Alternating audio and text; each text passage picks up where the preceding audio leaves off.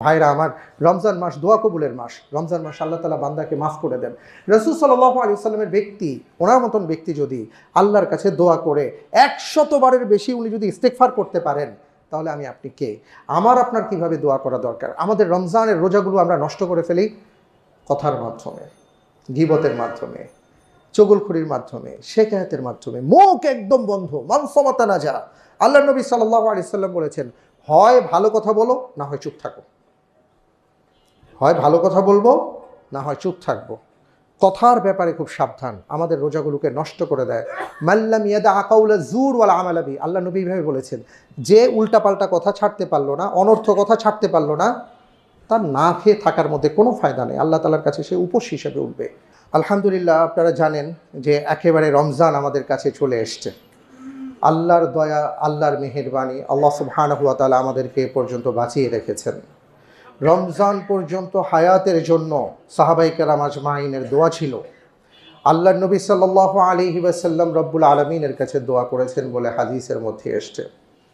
এবং প্রত্যেক সাহাবায়ে কেরাম রমজানকে কেন্দ্র করে তার জীবনটাকে নতুনভাবে গঠন করবার, তাদের জীবন এত সুন্দর থাকা সত্ত্বেও আরও কত সুন্দর করা যায় সেই প্রচেষ্টা তাদের মাঝে বিদ্যমান ছিল। আমাদেরও সেই প্ল্যান করতে হবে। আমি বারবার একটা কথা বলি আপনাদের কাছে, আমি আমার নিজেকে নসিহা করি, সেটা হলো, আমরা কেউ জানি না কার জীবনের শেষ রমজান হতে চলেছে। আমরা কেউ জানি না এই রমজানের পরে কার জীবন এমন হবে, হয়তো বেঁচে থাকবো কিন্তু ডাক্তারের নিষেধ আছে রোজা রাখতে। বেঁচে থাকবো কিন্তু রুকু দিতে পারবো না, বেঁচে থাকবো সেজদা দিতে পারবো না, বেঁচে থাকবো কিয়ামুল লাইলে থাকতে পারবো না, বেঁচে থাকবো চোখে দেখতে পারবো না, তাই কোরআন পড়তে পারবো না। আমরা কেউ জানি না। সম্মানিত ভাইয়েরা আমার, পরীক্ষার হলে কেউ পরীক্ষা দিতে গিয়েছে, পরীক্ষা দিতে গিয়ে তার পরীক্ষা খুব খারাপ হয়েছে, সে কান্নাকাটি করছে।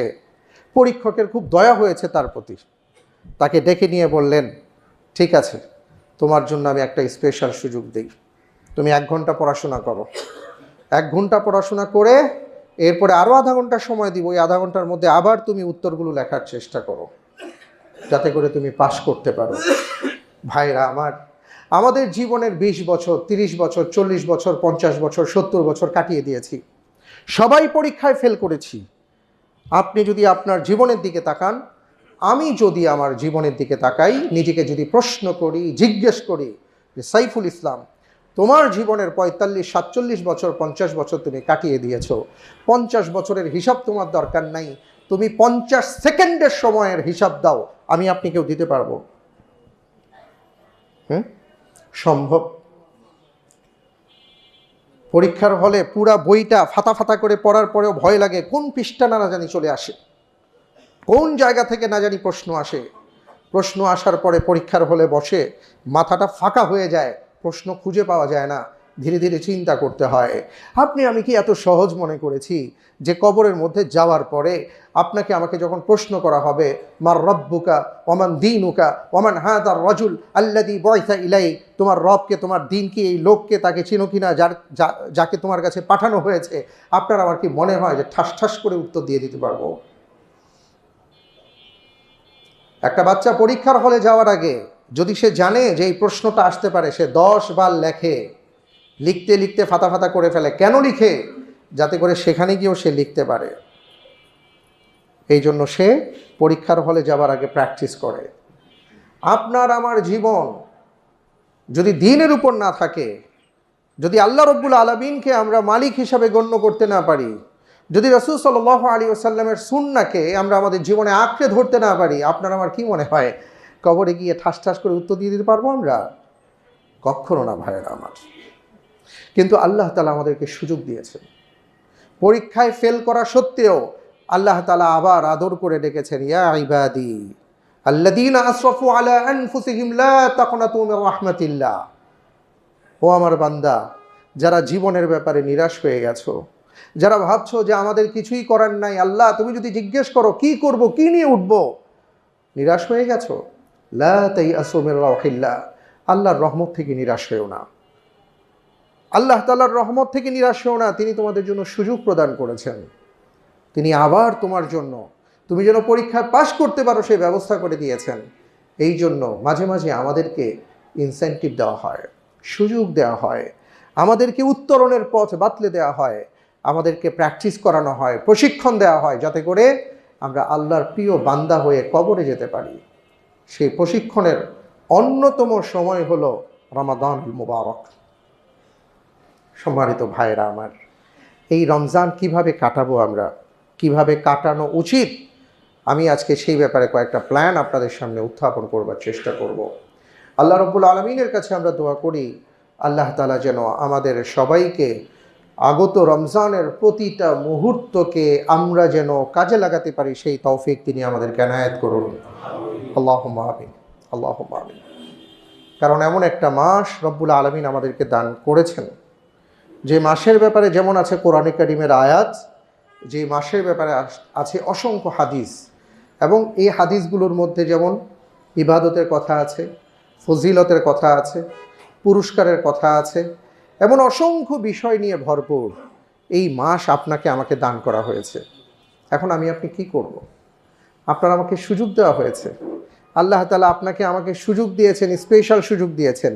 আমি আপনি কি এই সুযোগটা নেব না? নেওয়া তো উচিত। এই জন্য আমি কয়েকটা কথা বলবো আজকে, যে এই রমজানকে আমরা কিভাবে কাজে লাগাতে পারি। একটা তো বাহ্যিক কিছু ব্যাপার আছে, যেমন রমজান আসলে আমরা রোজা রাখবো, আমরা দিনের বেলা না খেয়ে থাকবো, আমরা ইফতার করব, সাহারি করব, তারাবি পড়ব, এগুলো আছে।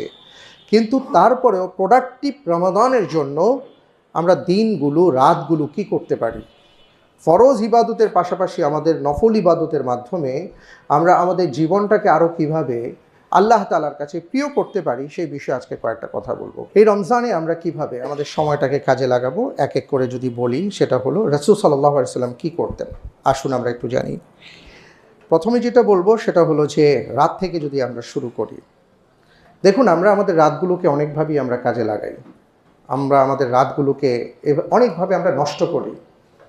ঘুমালেও একটা কথা ছিল, কিন্তু ঘুমানোর আগে আমরা আমাদের মোবাইল ইউজ করতে করতে যেখানে মোবাইল শেষ তখন আমার ঘুম শুরু, অর্থাৎ ব্যাটারি যতক্ষণ নিভে না যায় ততক্ষণ পর্যন্ত আমরা স্ক্রল করতে থাকি, তারপরে আমরা ঘুমোতে যাই। অথচ এই রাতগুলো অনেক মূল্যবান, প্রত্যেকটা রাত আমাদের জীবনে মূল্যবান, কিন্তু বিশেষ করে রমজানের প্রতিটা রাত অত্যন্ত মূল্যবান। কারণ আপনারা জানেন যে রমজানের রাতেই আল্লাহ সুবহানাহু ওয়া তাআলা পবিত্র কোরআন নাজিল করেছেন, ইন্না আনজালনাহু ফি লাইলাতিল কদর, এবং আল্লাহ তাআলা বলেছেন শাহরু রমাদান আল্লাযী উনজিলা ফীহিল কোরআন। রমজান মাসে আল্লাহ কোরআন নাজিল করেছেন এবং লাইলাতুল কদরে আল্লাহ তাআলা কোরআন নাজিল করেছেন, এবং এটা কোথায়? রমজানে। এই সম্পর্কে 3টা হাদিস আছে, আমরা কেবল 2টা হাদিস নিয়ে আলোচনা করি। একটা হলো রমজানের শেষ দশক, আরেকটা হলো শেষ দশকের বেজর রজনী। কিন্তু আরেকটা বর্ণনা আসছে, সেটা হলো আল্লাহ সুবহানাহু ওয়া তাআলা রমজানের যে কোনো রাতেই লাইলাতুল কদর হতে পারে, কারণ আল্লাহ তাআলা যেই রাতটাকে নাজিল করেছেন এই রাত তো ঘুরতেছে, আমরা তো জানি না। তো এই জন্য রাসূল সাল্লাল্লাহু আলাইহি ওয়াসাল্লাম তিনি সাহাবীদেরকে বলেছেন যে রমজানের রাতকে কাজে লাগাও। ওনার আমল কি ছিল? ওনার আমল এটাই ছিল যে রমজানের প্রতিটা রাতে তিনি সালাতের মাধ্যমে, দোয়ার মাধ্যমে কাটাতেন। আমি আপনাদেরকে আরজ করব, কোরআনে কারীমের একটা 2টো আয়াত বলি। ওয়ামিনাল লাইল ফাতাহাজ্জাদ বিহি নাফিলাতাল লাক আসা আইয়াবআসাকা রাব্বুকা মাকামান মাহমুদা। আল্লাহ তাআলা নবী রাসূল সাল্লাল্লাহু আলাইহি সাল্লামকে বলেছেন যে রাতের একটা অংশে আপনি তাহাজ্জুদের সালাত আদায় করুন, এতে করে আপনাকে মাকামে মাহমুদ দান করা হবে। মাকামে মাহমুদ হলো আল্লাহ সুবহানাহু ওয়া তাআলার কাছে সর্বোচ্চ স্তরের একটা মর্যাদার আসনের নাম। কিন্তু এটা কেবল রাসূল সাল্লাল্লাহু আলাইহি ওয়াসাল্লামের জন্য স্পেশাল ব্যাপারটা এমন না। যদি তার উম্মতেরা এইভাবে আমল করতে পারেন, আশা করা যায় রব্বুল আলামিন তাকেও মহা সম্মানে ভূষিত করবেন। এই জন্য আমি আপনাদের কাছে যেটা বলবো সেটা হলো, ভাই, সারা জীবন আমরা কি করেছি না করেছি সেটা বড় কথা না, বড় কথা হলো আমরা রমজানের প্রতিটা রাতে চেষ্টা করি তাহাজ্জুদের সালাত আদায় করার। সেটা 2 রাকাত থেকে 8 রাকাত, যতটুকু আপনি পারেন। আসুন আমরা প্র্যাকটিস করি। এখন থেকে প্র্যাকটিস করলে রমজানে সহজ হবে, নয়তো ওই যে ঘুম থেকে ডাকতে ডাকতে আমাদের মা বোনেরা ডাকবেন আর আপনি বলবেন উঠতেছি, উঠলাম, এরপরে দেখবেন যে ওয়াক্ত হয়ে গেছে, খাইতে খাইতে সময় শেষ। তো এই জন্য এখন থেকে আমরা এই সময়টা কাজে লাগাবো ইনশাআল্লাহ। কারণ কি বলি? কারণ হলো ওই সময় আমরা যদি আল্লাহর কাছে কিছু চাই, আল্লাহ তাআলা সেই দোয়া কবুল করেন, আর রমজানে আরও বেশি দোয়া কবুল করেন। এই জন্য আমরা তাহাজ্জুদের সময় ব্যয় করব রাতে, এবং ইনশাল্লাহ আমরা দোয়ায় শরীক থাকব। এবং আমি আমার মা বোনদেরকেও বলবো, এটা আপনারাও খেয়াল রাখবেন। 2 নম্বর যে ব্যাপারটি বলতে চাই সেটা হলো, এই রমজানকে এত সম্মান কেন দেওয়া হয়েছে, এটা আমরা সবাই বুঝি। এই রমজানের সম্মান আর মর্যাদার মূল কারণ হলো পবিত্র কোরআন। আমাদের এখানে অনেকেই আছি আমরা যারা কোরআন পড়তে পারি না। ভাইরা আমার, আমি আবারও বলছি, আপনার পরীক্ষার সময় আসছে, একটু ভালো করে পরীক্ষাটা দেওয়ার চেষ্টা করি। আসে কেউ যদি এখনও কোরআন পড়তে না পারি, নেমে যাই, চেষ্টা করি। আর যারা কোরআন পড়তে পারি, আপনার আমার জীবনের অনেক সময় অনেক খাতে অনেক কিছুতে ব্যয় করেছেন ভাই, মনে করেছেন এগুলা খুব গুরুত্বপূর্ণ। আল্লাহর কসম করে বলি, চোখ বন্ধ হওয়ার পরে মনে হবে এগুলা সব ফালতু কাজ ছিল, আল্লাহর কোরআনটাই ছিল মূল। কি করলাম বিশ্বাস করেন, এটা বলতে বাধ্য হব আমরা। এই জন্য এখন থেকে কোরআন তিলাওয়াত, কোরআন অনুধাবন, তাদাব্বুরে কোরআন প্র্যাকটিস করি। আসে অন্তত রমজানে যেন আমি পুরো কোরআন সুন্দরভাবে একবার হলেও তিলাওয়াত করতে পারি, দেখে পড়তে পারি, অনুবাদ করতে পারি, অনুবাদ পড়তে পারি। এই চেষ্টাটা অন্তত একবার হলেও, একবারের জন্য হলেও আসেন আমরা চেষ্টা করি। আপনারা শুনলে অবাক হবেন, আমাদের হাদিসের বড় বড় ইমাম তাদের জীবনীতে আসছে, ওনারা রমজানে হাদিসের দর্স বন্ধ করে দিতেন। ইমাম বুখারী রাহিমাহুল্লাহর জীবনীতে আসছে, ইমাম তিরমিজি রাহিমাহুল্লাহর জীবনীতে আসছে, ওনারা রমজানে বুখারী আর কি হাদিসের দর্স বন্ধ করে দিয়ে, দরজা বন্ধ করে দিয়ে তিলাওয়াত করতেন। কারণ কোরআন নাজিলের মাস, এই মাসে আল্লাহ কোরআন নাজিল করেছেন। এই মাসে কোরআন পড়বো না তো কবে কোরআন পড়ব? এই জন্য আমি আপনাদেরকে এবং বোনদেরকে বলবো, দয়া করে কোরআনের জন্য সময় নির্ধারণ করেন এবং কোরআনটা পড়েন। আল্লাহ তাআলা আমাদেরকে তৌফিক দান করুন, আমিন। তৃতীয়ত যেটা আমি আপনাদেরকে বলবো সেটা হলো যে, আমাদের জীবনে নামাজের ক্ষেত্রে অনেক ধরনের উদাসীনতা আমরা প্রকাশ করেছি। এই রমজানকে কেন্দ্র করে আসেন আমরা প্র্যাকটিস করি যে আমরা সঠিক সময়ে সালাত আদায় করব, জামাতের সাথে সালাত আদায় করব। মা বোনদেরকে বলবো, আপনার রান্নার কাজ আছে, আপনার ঘর মোছার কাজ আছে, গোসলের কাজ আছে, বাচ্চা খাওয়ানোর কাজ আছে, এগুলো সব কাজকে পেছনে রেখে আগে নামাজকে সামনে নিয়ে আসেন। ভাইদেরকে বলবো, আল্লাহর ওয়াস্তে আপনার মিটিং আছে, আপনার কোটি টাকা ছুটে যাচ্ছে, আপনার এটা না হইলে ব্যবসা হবে না, এটা না হইলে চাকরি টিকবে না, সবগুলাকে পিছনে রেখে আগে আল্লাহর সাথে সম্পর্ক তৈরি করেন। আসল মালিককে চেনার চেষ্টা করেন, আসল মালিকের সাথে সম্পর্ক তৈরি করেন, আল্লাহ তাআলা বাকি সবাইকে ঠিক করে দেবেন। এই জন্য নামাজের ব্যাপারে আসেন আমরা যত্নবান হই। ইন্না সলাতা কানাত আলাল মুমিনিনা কিতাবা মাওকুতা, সময়ের সাথে সাথে আল্লাহ সালাতকে ফরজ করেছেন, অথচ এই সালাতকে আমরা সময়ের সাথে আদায় করি না, মূল্যায়ন করি না। ওয়া ইযা কামু ইলা সলাতি কামু কুসালা ইয়ারাউনা নাস ওয়া লা ইয়াযকুরুনা আল্লাহ ইল্লা কালিলা। নামাজ অনেক পড়ে কিন্তু উদাসীনতা, অলসতার সাথে পড়ে, এটাকে বাদ দিই, আমরা সঠিক সময়ে সুন্দরভাবে সালাত প্র্যাকটিস করি। আল্লাহ তৌফিক দান করুন, আমিন। এবং এরপরে যেটা বলবো সেটা হলো যে, রমজানকে কেন্দ্র করে আলহামদুলিল্লাহ আমাদের আরও কিছু কাজ আমরা করতে পারি। আপনার চোখ কি রোজা রেখেছে? আপনার কান কি, আপনার কানের কি রোজা আছে? আপনার চিন্তার কি রোজা আছে? এইটা আমাদের চিন্তায় আনতে হবে। অর্থাৎ আপনার আমার চোখের রোজা আছে। আপনি যে পানাহার থেকে বিরত থাকছেন ব্যাপারটা এমন না।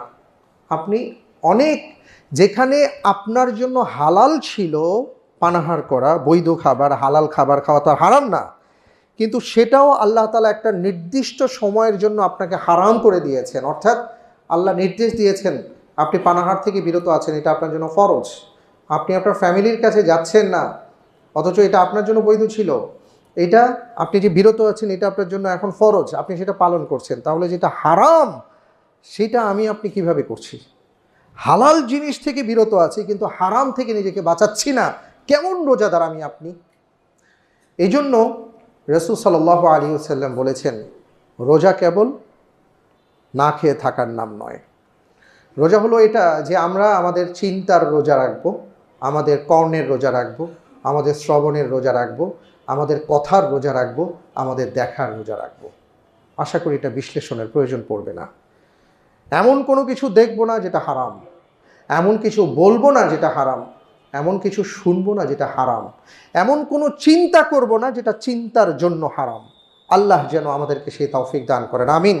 এবং এই ক্ষেত্রে আপনার আমার যে গুনাহটা সবচেয়ে বেশি হয় বা বেশি হওয়ার প্রবল সম্ভাবনা থাকে সেটা হলো আপনার আমার মোবাইলটা।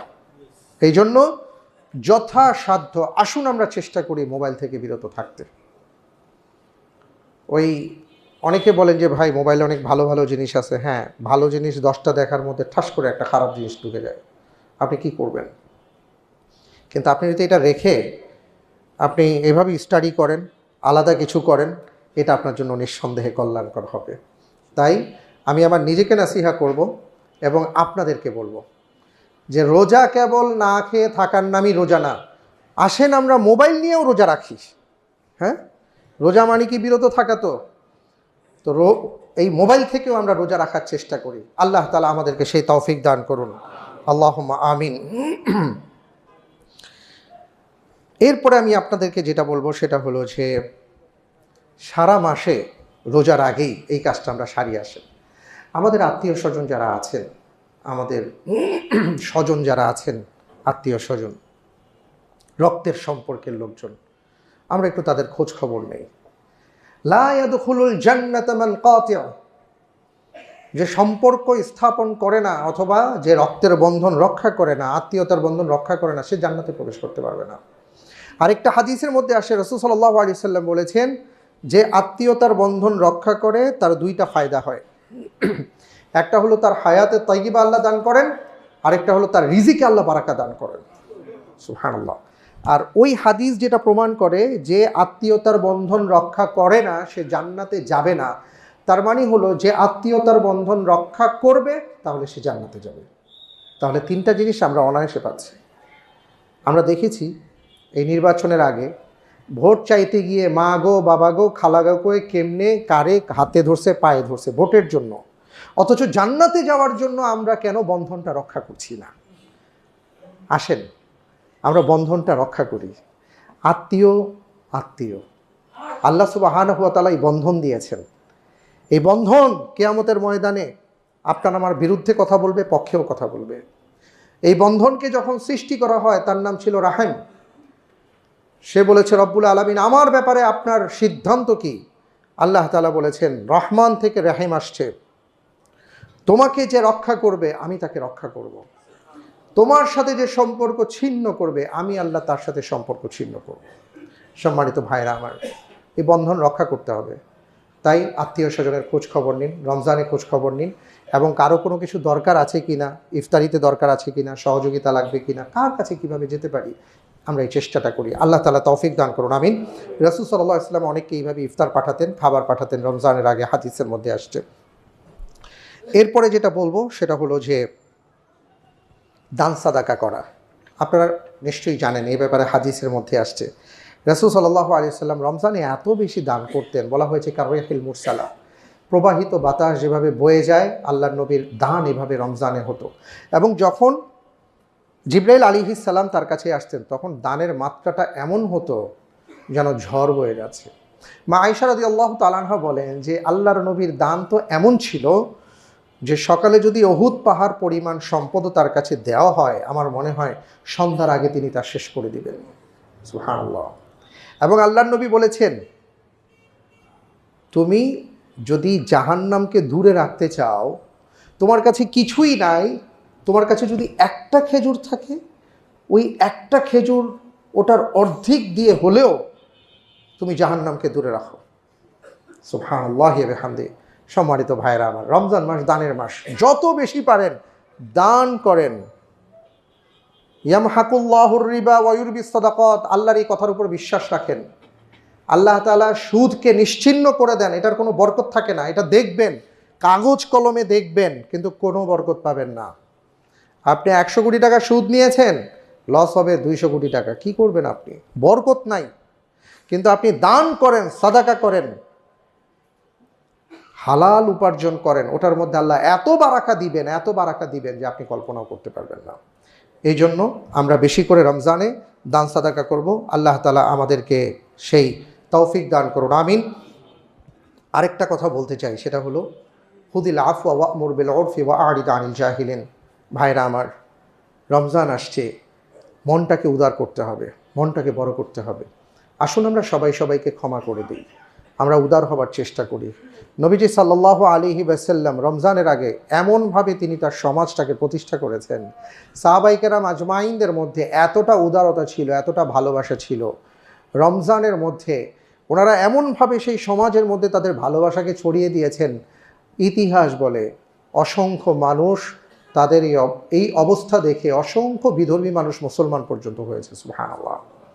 তা আমরা একে অপরকে ক্ষমা করে দিব, আমরা একে অপরকে ভালোবাসবো, আমরা উদার হব। আমি যদি উদার হতে না পারি, আপনি যদি অন্যকে ক্ষমা করতে না পারি, আপনি অন্যকে ক্ষমা করতে পারলাম না, আর আল্লাহ তাআলাকে বললাম আল্লাহ আপনি আমারে ক্ষমা করে দেন, এটা কি করে হয়? আগে একজনকে ক্ষমা করেন, এরপরে আপনি আল্লাহ তাআলাকে বলেন, আল্লাহ তাআলা আপনাকেও ক্ষমা করে দিবেন ইনশাআল্লাহ। আমরা চেষ্টা করব ইনশাআল্লাহ। শেষ দশক যখন আসবে, শেষ দশকে আর কোনো কাজ রাখবো না। শেষ দশকটা একেবারে আলাদাভাবে জীবনের শ্রেষ্ঠ 10টা দিন হিসাবে আমরা পালন করার চেষ্টা করব। এই বিষয়ে আরও পরে কথা বলবো ইনশাআল্লাহ।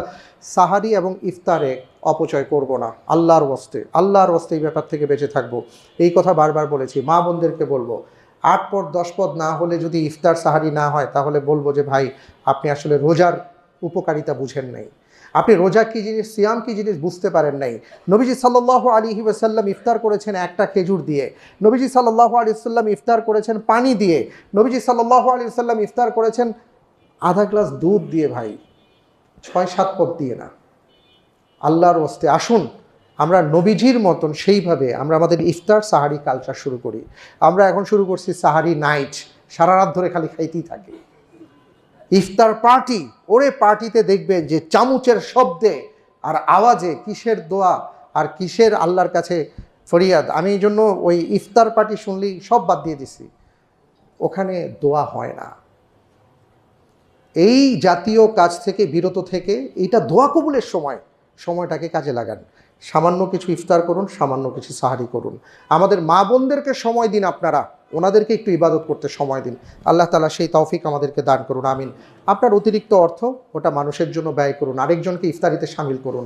আমি যাই ইফতার করি, এটা চাইলে আরও 5 জনকে করানো যায়, চাইলে। আসুন সেদিকে আগাই, আমাদের লাভ হবে। এরপর আমি যেটা বলবো সেটা হলো যে যত ধরনের সকাল সন্ধ্যার মাসনুন দোয়া আছে, জিকির আছে, আজকার আছে, এগুলো আমরা একটু প্র্যাকটিস করি, তাহলে রমজানের পরেও দেখবেন এটা চালু হয়ে যাবে ইনশাআল্লাহ। তওবা ইস্তিগফার করবো, সবসময় আল্লাহর কাছে ক্ষমা প্রার্থনা করবো, সবসময় আল্লাহর কাছে ক্ষমা চাইবো, আল্লাহ আপনি মাফ করে দেন। ভাইরা আমার, রমজান মাস দোয়া কবুলের মাস, রমজান মাস আল্লাহ তাআলা বান্দাকে মাফ করে দেন। রাসূল সাল্লাল্লাহু আলাইহি ওয়াসাল্লামের ওনার মতন ব্যক্তি যদি আল্লাহর কাছে দোয়া করে 100 বারের বেশি উনি যদি ইস্তিগফার করতে পারেন, তাহলে আপনি কে? আপনার কিভাবে দোয়া করা দরকার? আল্লাহ তাআলা সেই তৌফিক আমাদেরকে দান করে দিন, আল্লাহুম্মা আমিন। আরেকটা গুরুত্বপূর্ণ কথা বলতে চাই, আমাদের রমজানের রোজাগুলো আমরা নষ্ট করে ফেলি কথার মাধ্যমে, গীবতের মাধ্যমে, চগলখড়ির মাধ্যমে, শিকায়াতের মাধ্যমে। মুখ একদম বন্ধ, মান সামাতা নাজা। আল্লাহ নবী সাল্লাল্লাহু আলাইহি ওয়াসাল্লাম বলেছেন, হয় ভালো কথা বলো, না হয় চুপ থাকো। হয় ভালো কথা বলবো, না হয় চুপ থাকবো। কথার ব্যাপারে খুব সাবধান, আমাদের রোজাগুলোকে নষ্ট করে দেয়। মাল্লাম ইয়াদা কাউলা জুর ওয়াল আমালা বি, আল্লাহ নবী ভাবে বলেছেন, যে উল্টাপাল্টা কথা ছাড়তে পারলো না, অনর্থ কথা ছাড়তে পারলো না, তার না খেয়ে থাকার মধ্যে কোনো ফায়দা নেই, আল্লাহ তাআলার কাছে সে উপোস হিসেবে উঠবে। ভাইরা আমার, আমরা সতর্ক থাকি, আল্লাহ তাআলা আমাদেরকে তৌফিক দান করুন, আমিন। সবশেষে আমি যেই কথাটা বলতে চাই সেটা হলো, জীবনের শেষ রমজান মনে করে অত্যন্ত বিনয়ের সাথে, ভয়ের সাথে, তাকওয়ার সাথে এই রমজান মাসটাকে আমরা উদযাপন করার চেষ্টা করি। এবং সেই সাথে আমাদের অনেক আপনজনের অন্ধকার কবরে চলে গেছে, আমরা তাদের জন্য দোয়া করি। তারা আমাদের দিকে তাকিয়ে আছেন, আর বারবার বলছেন, আমি তো তোমাদের জন্য অনেক কিছু করেছি। আমি যে আজকে দাঁড়িয়ে আছি, আমার মা, আমার বাবা, আপনার মা, আপনাদেরকে ওনারা না খেয়ে আপনাদেরকে খাইয়েছেন, আমাদেরকে খাইয়েছেন, সেটা না হলে আজকে এই পর্যায়ে আসতাম না। আজকে আপনার আমার জীবনের আয়েসের শেষ নাই, সবার কথা মনে থাকে, কিন্তু কবরবাসীর কথা কয়বার আমরা স্মরণ করি ভাইরা আমার, কয়বার। আল্লাহর ওয়াস্তে আসুন আমরা কবরবাসীর কথা চিন্তা করে তাদের জন্য দোয়া করি, মাগফিরাতের দোয়া করি, তাদের জন্য দান করি, সাদাকা করি, তারা এটা পাবেন ইনশাআল্লাহ। এইভাবে আমরা ইনশাআল্লাহ রমজানের সময়টাকে অতিবাহিত করব। আল্লাহ তাআলা আমাদের সবাইকে সেই তৌফিক দান করুন। আমিন। আসসালামু আলাইকুম ওয়া রাহমাতুল্লাহি ওয়া বারাকাতুহু।